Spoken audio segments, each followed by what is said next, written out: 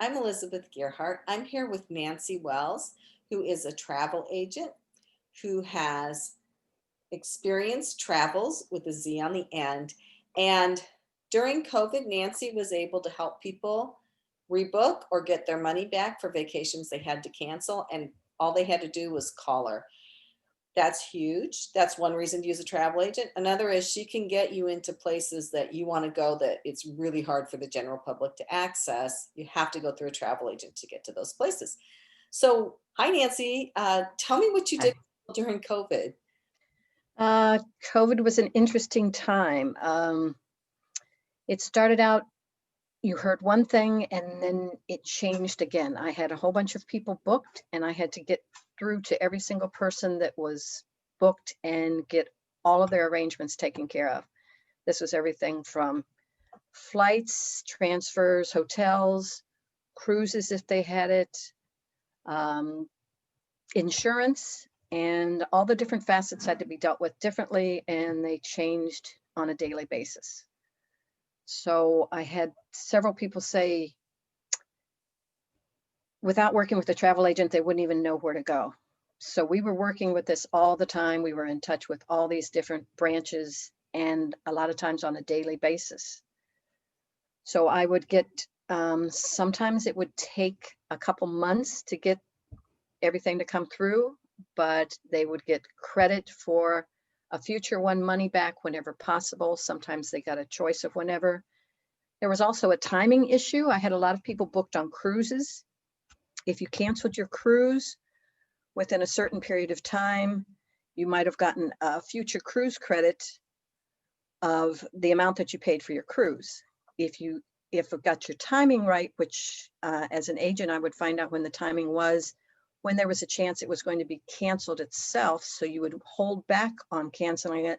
Then you would get 125% back of what you had paid for the cruise, or you could get your money back, but you had to time it right to know when to do this. It was a bit of work, but that's what an agent does. If you would call online or something, they're not going to volunteer that information for you. So you had to know what to do and how to do it. As an agent, be prepared to be on the phone 2 and 3 hours at a time sometimes and make a lot of calls. So if somebody asked me, would you use an agent, understanding everything there is about it, why not? Because we do the legwork for you. It doesn't cost you anything more than it would without you doing the work and not knowing where to go. So especially in times of crisis and the stuff that's been going on, like with COVID, I would tell anybody it's so much more aware to use a travel agent than to try to do everything on your own. Right. And then you and I discussed briefly one of my dreams. I love cats, but one of my dreams has been to see the Sphinx my whole life. Mhm. I don't think I would feel the least bit comfortable just booking even a tour from here because you don't know who's honest and who's not. And you were saying that you can't just go to Egypt and just walk up to the Sphinx. You have to go through proper channels. You do. And there's a lot of legalities that are involved with that. And as agents, we know what you have to have done, who you have to see, who you have to book with as far as tours go. They don't want everybody just going and wandering off on their own, and they won't let you go into a lot of places unless you're on a proper tour.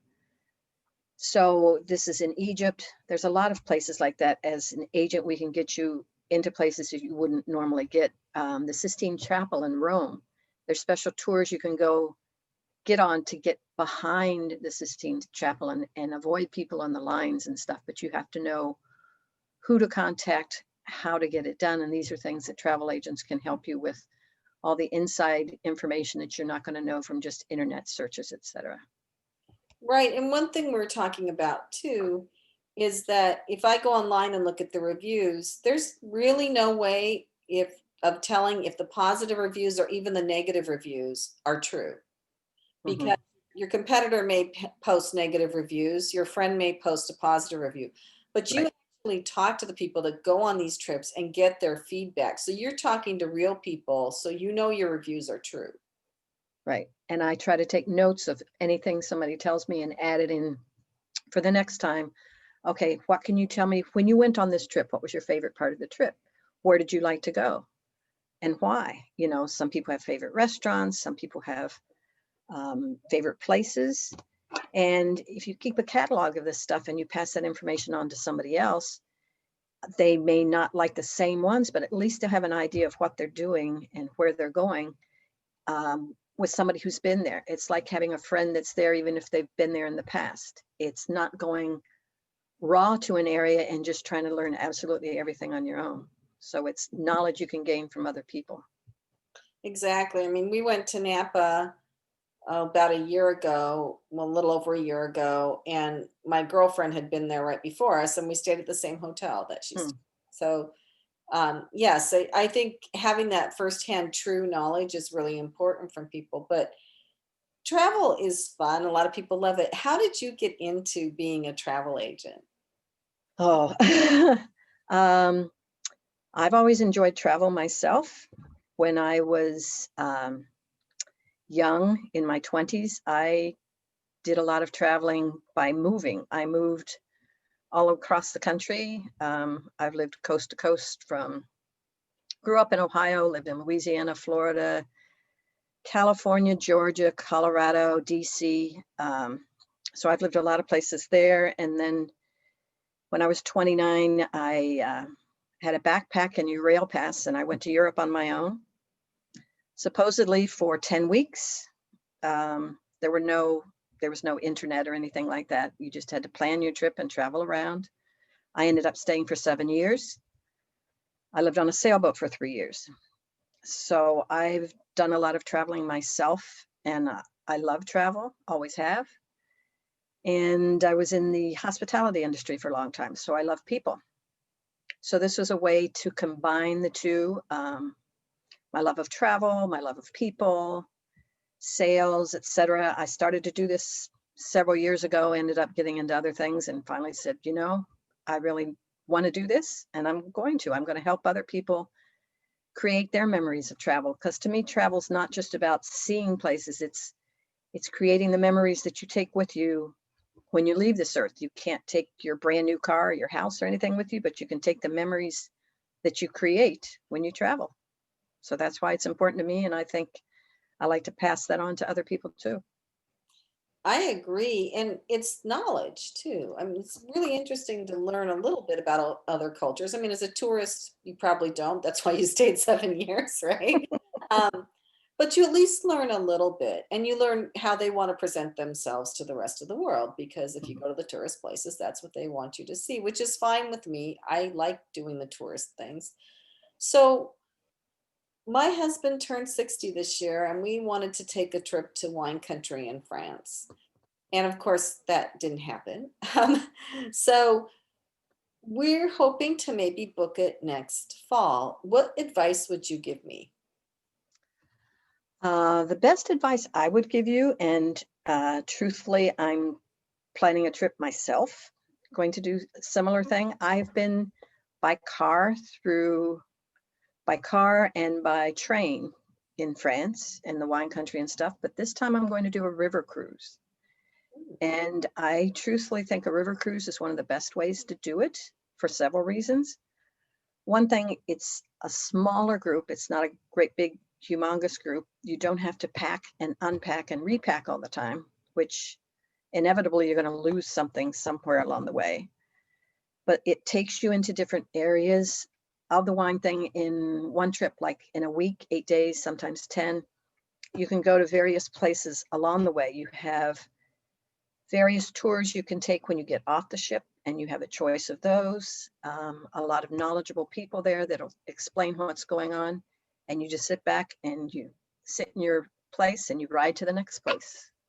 And it's a great way to visit and see things. They have some special wine cruises too that are all about the wine instead of just the normal river cruises. They have some that are particularly about one particular type of wine, or there's a host that sells wine. So there's a lot of specific wine cruises that you can take in addition to just regular ones in wine country.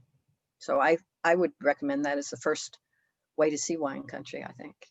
That sounds like a great idea. So, do you, I mean, I know you don't have a crystal ball, Would you advise next fall of 2021, or would you advise spring of 2021? Um, to be perfectly safe, I would advise the fall of 2021 first. I have some people booked for some trips in the spring. The spring is still up in the air when nobody knows what's happening. Well, nobody knows for sure what's happening at all. The fall, I think, is a much safer bet for people that are very concerned about things. But one advantage right now, because there is so much uncertainty, almost every trip that you plan any place has guarantees and rebooking that you can rebook for nothing. It doesn't cost you any extra money if, say, you book a trip in the spring and all of a sudden COVID's still there and you change your mind and you don't want to go. They give you like 30 days before the trip at least to say, I don't feel comfortable about this. I want to rebook it. And you can rebook it and there's no fees to you. Oh, And I wouldn't want to truthfully now book anything that didn't allow you to do that mhm. because of the uncertainty that's going on. So that's one of the advantages of booking now. You have the choice of when you want to go, while there's still a lot of choice available. A lot of people going stir crazy from sitting around. And once it opens up, everybody's going to scramble to go for the best trips. If you can book now while there's specials and stuff going on, because they're trying to entice people to come in, you can book it now without a worry that something's going to happen if you don't go. You can get your money back, but at least you've got a hold on that thing a lot of times with a very low deposit. And it's there if you want it. And if you change your mind for any reason, you can get it back. So it's kind of, to me, it's a smarter move to book now for something that you're planning next year. And it also gives you something to look forward to. And I think everybody needs something to look forward to now, to dream about fun places and things that you've always wanted to do. And you've got time to dream about this and even dig into a little further some area that you want to go. Find out more of the details you might not do normally. And with the free time, you can do it now. That's great advice. And as you said, your fee is rolled into all the fees that you would pay anyway. So it's the same price as trying to piece it all together by yourself on the internet. Right, right. Right. But with a lot more security because you have an advocate who can fight to get your money back if necessary. You know, you said you were on hold for 2 or 3 hours on the phone, but you persisted until you helped your clients get their money back or rebook. So that's hugely important.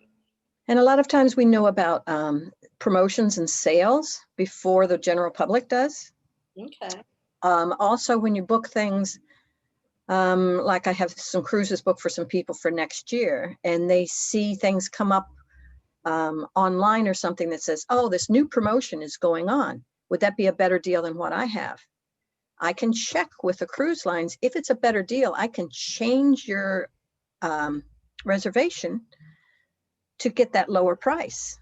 But not all the deals that you see are actually that great. And sometimes it's a better deal, sometimes it's not, and you may have a better pricing. But that's something that we would know and dig into versus you just seeing this and it's like, oh, well, let me go for that. I can change it for you and you're not out any money, but you can get the better deal. So, Right. And you had told me that you do research constantly on yeah. what's coming up and what's happening, and that you can take the 2 or 3 million choices out there and narrow them down to 5 choices or so for people who come to you, right? hmm hmm And anything I don't know, I have an independent company, but I work with a host agency who has thousands of agents that work with their own companies. So it's a good research network. And if there's anything that you are not sure about, I just reach out to them and somebody will come back and say, well, this is what you should do, such and such place. This is the best place to go, such and such. So even if I may not have a knowledge of absolutely everything, I have a network that I can reach to that are other agents. And as you said, it's not just people on the internet saying something about their friend. These are other agents who like to pass on the information because it goes back and forth. So it's a good network to help.